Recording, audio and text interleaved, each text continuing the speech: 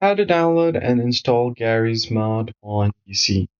Hey everyone, welcome back to the channel. In today's video, I'll show you a quick and easy way to download and install Garry's mod on your PC. The very first thing you want to do is open up Steam and make sure that you're logged into your account. Then from your home page or your store page, you can find this search icon. All you have to do is simply search for Garry's mod and you'll find it right here. Click on it and you should be able to download it and purchase it from here. So go to buy Garry's mod.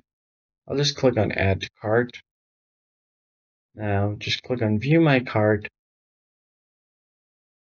There are other items as well, but if you just want to purchase this, make sure you select this for my account and then click on continue to payment.